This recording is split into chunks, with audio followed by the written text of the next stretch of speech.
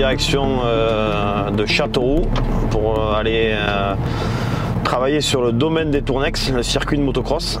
Une grosse remise en état, voire même une modification du tracé.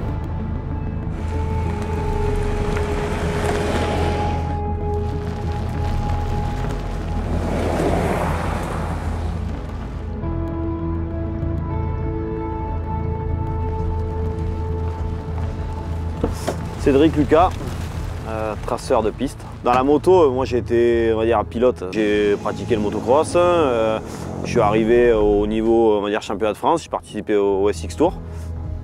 Quelles sont les étapes de création de circuit, de motocross? Donc, déjà, ouais, voilà, il faut partir du papier, crayon, une gomme, une règle, des côtes et utiliser au maximum l'espace.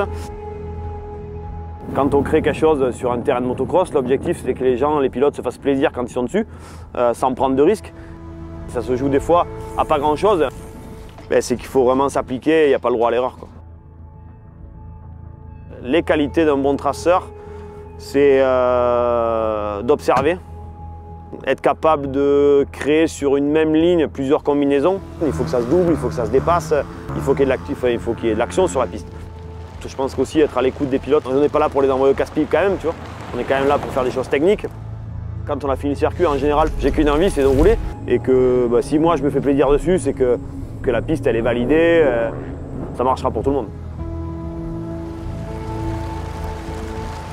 Bon, Ford Ranger, tu peux faire des kilomètres avec, parce qu'il est très confort.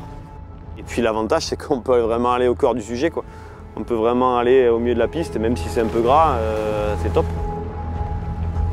Même avec un peu d'outillage, on peut y accéder, on a toujours besoin de décamètres, de choses comme ça. C'est bien de ne pas avoir le véhicule garé au fin fond du parking, donc on peut l'amener avec nous à l'endroit où on travaille, quoi, en plein milieu du circuit.